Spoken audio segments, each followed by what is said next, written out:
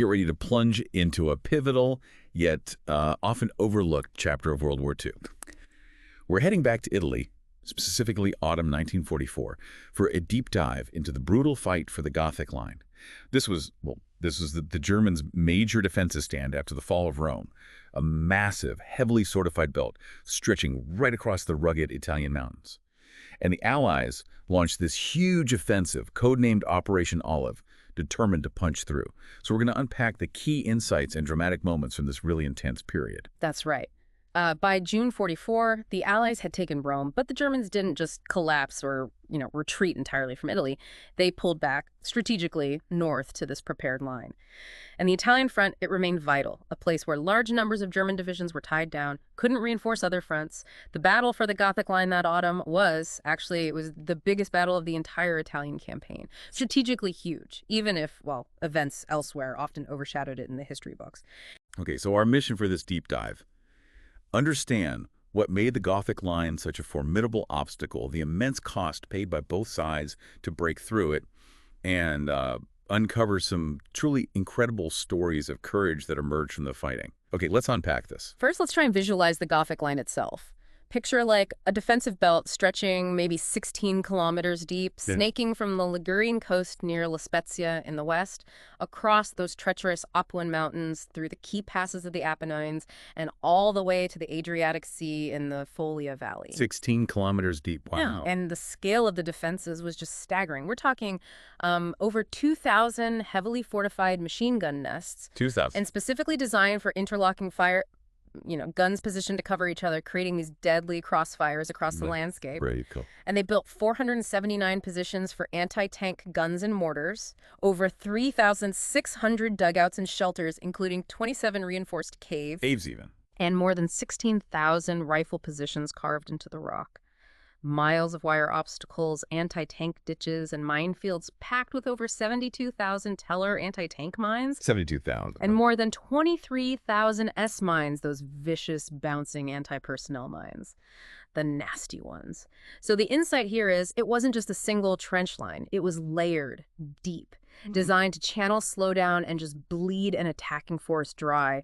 Hitler even tried to downplay it, ordered it renamed the Green Line, didn't want people thinking it was that strong, I suppose. And just building something on this scale, that was a massive undertaking in itself. We heard over 15,000 Italian civilians were used as slave laborers in its construction.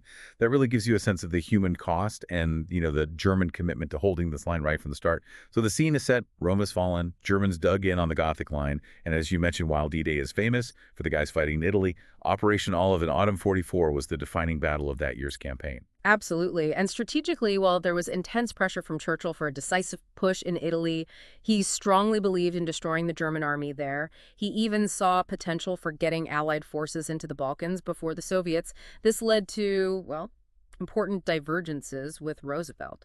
Differing priorities. Exactly. Roosevelt's focus was mainly on France, and that impacted the resources available for Italy. It's a critical insight. Really, Allied strategy wasn't always unified. These conflicting priorities affected the Italian front, affected the resources they had to break this line.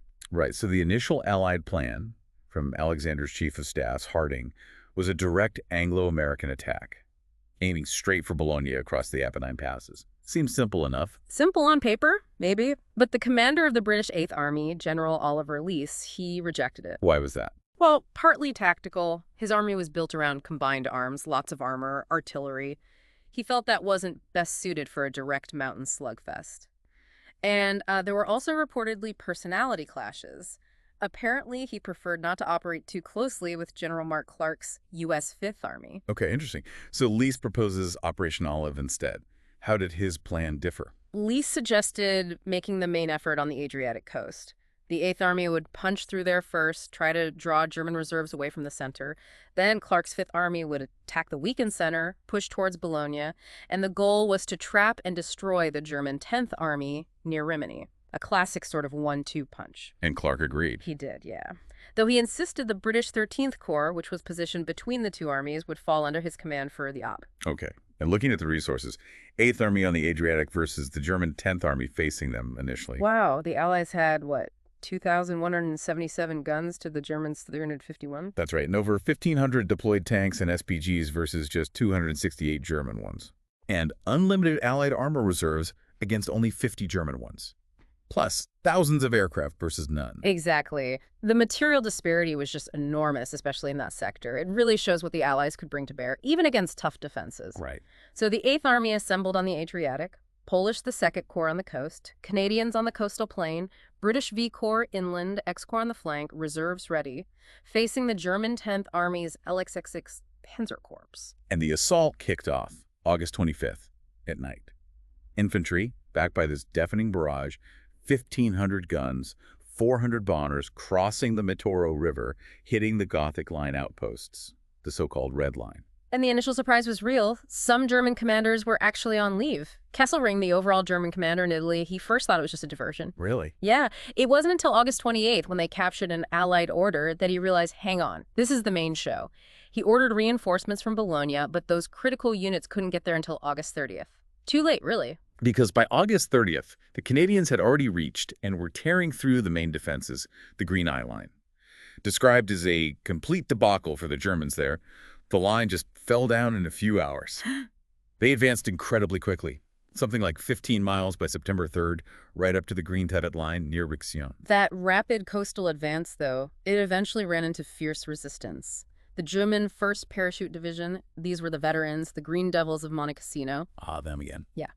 Supported by heavy artillery from the dominant Coriano Ridge, their defense halted the Canadians cold. The German Panzer Corps had managed to pull back in relatively good order, set up this stubborn new line. Meanwhile, the British V Corps, trying to advance through the hills inland, they found it much tougher going. Poor roads, dusty, slowed them right down. So this led to a strategic shift on the Adriatic front. A direct assault on Coriano Ridge was proving too costly. Lees decided the 8th Army needed to outflank it, drive west through places like Croce and Germano to reach the Marano Valley behind Coriano. And this decision, this shift, led directly to some of the most brutal fighting of the whole campaign, didn't it? Let's focus on Germano. Germano, yeah. It became known as the Casino of the Adriatic. That tells you everything about the intensity. On September 3rd, a German general, Fritz Wenzel, made this critical decision. On his own authority, apparently without waiting for higher orders, he ordered the 100th Gebirgsjäger Regiment mountain troops to fully man and defend Germano Hill and the Coriano Ridge. Wow, acting alone. Seems so. And that single decision effectively slammed the door shut to the Lombard Plain for the Allies. For over 3 weeks, it created the conditions for this prolonged, incredibly bloody fight. And what a fight it was. Yeah. Germano lasted over 10 days, September 4th to the 15th. That's right. Defended by about 4,500 German mountain troops, veterans, dug into fortified positions all over the hill and the little villages around it. The fighting there, described as among the bitterest of the entire Italian campaign. It took 4 major attacks for the British to finally clear them out. The human cost was just tremendous. The numbers are stark. Over 900 German dead estimated just at Germano. The German commander thought maybe 2,400 total casualties for his regiment, and British battalions losing 150 men each, plus over 100 civilians caught in the middle. The descriptions from soldiers, they're haunting. One account talks about the dead lay heaped, unburied, and score upon score, fiercer fighting than that of Germano. It's just awful. Another speaks of the dead sprawled in piles on the doorways of barns, lay in untidy heaps where they had crawled to die. One officer put it grimly. Germano full of dead and smells like another casino. Just like Casino. That's saying something. The insight from Germano is really how one well-defended spot, stubbornly held, could just consume weeks and thousands of lives, halting a major offensive in its tracks. And just north of there, the battle for Croce raged for 5 days, September 4th to 9th. Brutal fighting again, house by house, door by door. Hundreds of casualties, dozens of tanks knocked out before it was taken. And then Coriano itself, the First Battle of Coriano, September 3rd to 5th. Canadians and the British 1st Armored Division attacked the ridge. But tactical errors, delays, it didn't go well. No, it was a horrific tank battle. Apparently, out of 156 Shermans that went in, only 79 were still operational after the first day. The Germans held. It was a clear German victory, that first attempt. So Lees decided enough was enough. Overwhelming force needed. Exactly. The Second Battle of Coriano, September 12th to 14th, it began with what was called a terrific storm of shells and bombs. We're talking 700 guns firing, 500 tons of bombs dropped in 24 hours onto that ridge. Unbelievable firepower. Only after that absolute pounding did the Allied units launch their final assault. By September 14th, the ridge was finally in Allied hands. So Coriano falls, the advance pushes forward, but then nature steps in. Yeah, torrential rain hit, turned rivers into impassable torrents, grounded the air support, slowed everything down to a crawl in the mud. And that gave the Germans time. Right. Crucial time. Allowed them to reorganize, establish yet another strong defensive line on the Marano River, basically, the Rimini Line. There was also some fighting around San Marino, the neutral city-state. Briefly, yeah. The Germans occupied it for the high ground advantage, but it fell to the Allies on September 19th without too much cost, relatively speaking. Okay. Finally, September 20th, the Canadians break the German positions on the Osa River, reach the edge of the Lombardy Plain, and the next day, the Greek Mountain Brigade enters Rimini. Operation Olive, the initial offensive, is technically over. They'd broken the main belt near the coast. So what does this all tell us? The cost, the outcome of this initial push. Well, the cost was staggering. The figures for August 26th to September 21st. For the 8th Army, around 14,000 casualties total, including over 4,500 Canadians. And during that really intense week in September, they were averaging 145 dead and 600 wounded every day. Just brutal daily losses. And for the German 76th Panzer Corps facing them, casualties were slightly higher, over 14,600, with a huge number, 7,000, listed as missing in action. By late September, many German battalions were down to less than 200 men, severely depleted. And the armored vehicle losses, also striking. 8th Army lost 661 tanks and SPGs in that period, compared to 93 for the Germans. Yeah, 661 Allied versus 93 German. It really shows the brutal math of attacking fortified positions.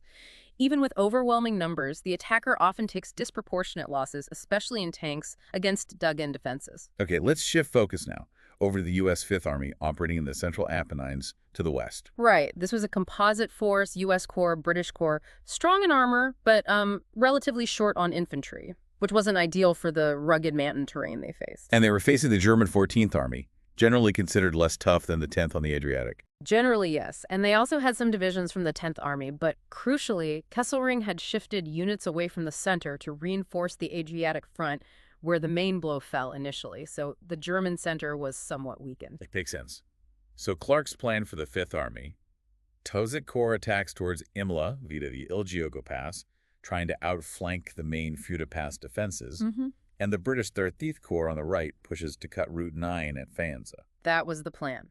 The assault began September 12th. But initial progress at Il Giogo Pass was slow, difficult, exactly the kind of tough mountain fighting they were short of infantry for. However, the British 3rd Corps on the right, they made better progress initially. That prompted Clark to divert some U.S. troops to try and exploit that success. And they did get some key breakthroughs eventually. They did. Capturing Monte Bertone on September 17th was vital. Then Monte Altuso, which dominated the Il Giogo Pass, fell on the same day after 5 really hard days of fighting. And taking those peaks outflanked the main Futa Pass defenses. Exactly. Once its flanks were compromised, the formidable Futa Pass fell on September 22nd with surprisingly light fighting. What about further west?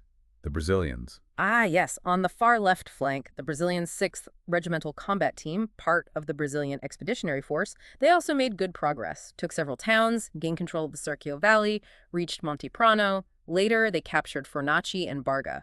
They played a key role on that flank. But just like the 8th Army, once the 5th Army broke through the initial Gothic line defenses, the terrain beyond proved incredibly difficult, didn't it? Absolutely. The U.S. 88th Division, pushing towards Imola, basically fought itself to a standstill between late September and early October. Suffered heavy casualties, over 2,100 men in that really tough mountain country. They just couldn't push through. So Clark switched the main effort back towards Bologna. He did. And they made some progress, but it was severely hampered by relentless weather. Constant rain, thick mud. It just choked movement and the supply lines stretching all the way back to Florence. And the fight for this sheer escarpment behind Livorniano, basically a massive cliff face the Germans had fortified, that was incredibly tough. 5 brutal days in mid-October. The insight here from both fronts, really, is that breaking the initial line wasn't the end. The terrain and the weather could be just as formidable, turning any advance into a painful, grinding crawl. So by late October, General Alexander realized a decisive breakthrough wasn't going to happen before winter. Pretty much. The combination of, well, tenacious German defense, the awful weather, and the sheer exhaustion and losses suffered by the Allied troops, the offensive had basically run out of steam for 1944. The Eighth Army did keep pushing a bit on the Adriatic side, though, taking Ravenna, crossing rivers. Yeah, where they could. They took Ravenna in early November, crossed the Montone and Cassina rivers, difficult crossings, and reached Faenza by mid-December. But then the Germans established another strong line on the Senior River. It had this elevated embankment, a really tough obstacle. And Kesselring was able to consolidate his lines. He was, yes. As the front shortened, he could shift reinforcements around, making any final push towards Bologna even harder. A last major attempt by the Fifth Army in October just fizzled out, faced reinforced Germans and ammunition shortages. Made very little progress. And the Brazilian advance on the left was halted at Barga. By the end of 44, both Allied armies were facing manpower shortages too, weren't they? Big time. The Canadian I Corps, which had done so much heavy fighting, was even ordered to prepare to ship out to the Netherlands to reinforce the campaign there. Shows you the strain. And the Germans even managed a counterattack in the Circio Valley. They did, late December, used predominantly Italian fascist units against the U.S. 92nd Infantry Division. Aim was probably just to pin down Allied troops, maybe exploit a perceived weak point. How did that end? Reinforcements, including the British 8th Indian Division, were rushed across the mountains, stabilized the situation. Barga was recaptured by the new year, but it showed the Germans still had some fight left. And leadership changes too around then. Right. Alexander became supreme commander, Clark moved up to command the 15th Army Group, and Lucien Truscott took over the 5th Army, setting the stage for 1945. So the Gothic line wasn't really broken decisively in 44. The fighting just bogged down through that brutal winter. Let's fast forward to early 1945. Weather starts to improve, slowly. And here's where we find this specific, incredibly powerful story about finally cracking a sector of the Gothic line that had held out for months. We're talking about the 442nd Regimental Combat Team, this highly decorated unit, famously composed almost entirely of Nisei Japanese Americans, many whose families were actually interned back in the U.S. at the time. An incredible story in itself. Right. They arrived in Pisa, March 1945, find themselves facing these same mountains the Allies hadn't been able to budge through all winter. And this unit was given the daunting task of cracking this specific, incredibly tough sector. And the mountains they faced were formidable. Peaks like Georgia, Florida, Ohio, Cerreto, Folgorito, Carcio, Belvedere, steep, bare 3,000-foot peaks. The Germans were dug in on top. Perfect observation. Could see everything coming. Air power, artillery. They had pounded these mountains for months, hadn't dislodged the defenders. The insight here is sometimes sheer firepower isn't enough against deeply embedded defenses in really difficult terrain. You need a different approach. And the 442nd's approach was audacious. A concealed night movement, then a surprise pincer attack at dawn. The accounts of those night hikes, just incredible, guided by Italian partisans who knew the trails. The 3rd Battalion's climb, 8 hours up a 60-degree slippery shale incline, fully loaded with gear. Silence was absolutely critical. Yeah. There's a story of one soldier falling 300 feet down the mountainside during the climb, and accounts say he didn't utter a sound. Knew any noise could compromise everything, risk his comrades' lives. That level of discipline, just astonishing. Absolutely amazing. And the surprise worked. Dawn, April 5th, they reach at the top undetected. They were looking into the backs of the German emplacements. And it was in this push, these few days, that we find some of the most extraordinary stories of courage. Their actions directly led to this stubborn sector finally breaking. Let's share some of the specific acts the Medals of Honor earned here. There was Private Sadao Munamori, a company, 100th Battalion, facing heavy fire, minefields. He launches a single-man frontal attack, takes out 2 machine gun nests. As he comes back for cover, a German grenade bounces off his helmet, rolls towards his squad. Without hesitating, he dives onto it, smothers the blast with his body, sacrifices himself to save his comrades. He was the first Nisei to receive the Medal of Honor for this. Incredible bravery, just selfless. Then there was Technical Sergeant Yukio Okutsu, F Company, 2nd Battalion. On the heavily defended Belvedere Ridge, he single-handedly knocked out 3 machine gun nests, even captured 4 Germans at the 3rd one. Medal of Honor recipient too. Single-handedly, 3 nests. Amazing. Private Joe Hayashi, K Company, 3rd Battalion, acting squad leader, battling for the town of Tendola. He single-handedly silenced 3 machine gun nests there. Tragically, he was killed by machine pistol fire while pursuing more Germans, received his Medal of Honor posthumously. Another incredible act, ending tragically. And the story of Lieutenant Daniel Inui, E Company, 2nd Battalion. Later, Senator Inouye, of course. Yeah. On call, Muziantello takes out 2 machine gun nests. He's severely wounded in the stomach, but drags himself towards a third. As he goes to throw a grenade, his right arm is shattered by gunfire. He grabs the live grenade with his left hand, throws it, destroys the nest, then uses his Tommy gun on surviving Germans while his shattered arm is just hanging uselessly. Oh, my goodness. Wounded again, still refuses aid, urges his men forward. Medal of Honor recipient. Just unbelievable determination. Unbelievable. The challenges weren't just the Germans and the terrain either. Those minefields, especially shoe mines, apparently hard to detect, caused over half the 100th Battalion's casualties in this push. And they were fighting veteran Germans, like the formidable Kesselring Machine Gun Battalion. Yet, in just 4 days, April 4th to 8th, the 442nd advanced over 2.5 miles, took these key ridges that had held for months. And we absolutely have to mention the 232nd Engineer Combat Company worked tirelessly, often under fire, clearing obstacles, building bridges, diffusing over 200 mines to keep the advance going. They even had to fight as infantry for 3 days on La Bandita Ridge against a German counterattack. Shows their courage went way beyond just engineering, vital support. Right. The push continued, April 9th to 18th, towards Alia. The Germans desperately defended this area. It was their last escape route into the Po Valley. Fierce fighting for towns like Tendola, where Hayashi fell, and Pariana, where the 442nd faced a crack Italian fascist unit, took 135 prisoners. And Alo finally fell, April 25th, secured by a 442nd pincer movement. By this point, the German defenders in this sector, they were exhausted, finished, surrendering by the hundreds. But the cost for the 442nd in this short, intense final push, huge. Yeah. 101 dead, 874 wounded, nearly half needing hospitalization. Yeah. Stark reminder of the price. And it's worth noting the medals of honor for Inouye, Okutsu, and Hayashi. They were awarded decades later, in 2000, finally giving full recognition. Yeah, long overdue recognition. For their actions in those mountains, the 442nd and the 232nd Engineers got a Presidential Unit citation signed by Eisenhower. Part of it reads, "In 4 days, the attack destroyed positions which had withstood the efforts of friendly troops for 5 months. The combat team turned a diversionary action into a full-scale and victorious offensive, which played an important part in the final destruction of the German armies in Italy." So the insight here is key. Operation Olive initially breached the line, yes. But it was specific, incredibly difficult, costly actions like the 442nd's final breakthrough in April 45 that truly broke the stalemate in these key sectors, paving the way for the final Allied victory in Italy. Right, so let's synthesize this. Operation Olive in 44 breached the Gothic line, pushed the Germans back significantly. Yeah. But didn't get that decisive breakthrough that year. Why? Tenacious Germans, brutal terrain, terrible weather, Allied resources shifted elsewhere. Exactly. The fighting just ground on for months through the winter, mountains, waterlogged plains. Just the slog. So what units like the 442nd did in April 45 wasn't the initial breach of the whole line, but a specific, incredibly difficult, and vital final breakthrough in a sector that had held for 5 long months. Precisely.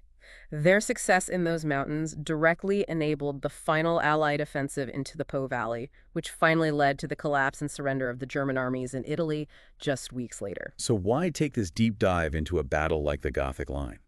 It might not be as famous as Normandy or Stalingrad, but it's a powerful reminder, isn't it? Major military offensives are rarely quick or clean. They're complex, often involving months of grinding, incredibly costly battles. yet it highlights that clash between high-level strategy and the brutal reality for the soldiers on the ground. Absolutely, and it underscores the sheer human cost and the remarkable, almost unbelievable individual courage needed to overcome these heavily fortified positions, this impossible terrain. Stories like Munamori diving on that grenade, Okutsu taking nests alone, Hayashi fighting to the end, Inouye fighting on wounded. They're incredible examples. History isn't just lines on a map. It's built on countless individual acts of sacrifice and resilience, often in battles that might be overlooked but were absolutely crucial. Diving into these details, it reveals surprising facts, moments of profound human understanding. We've certainly journeyed through a lot today. The complex plans, the immense fortifications, those bitter fights like Germano and Coriano, the impact of the weather, and then that final incredibly costly push by units like the 442nd that broke open a long-held sector.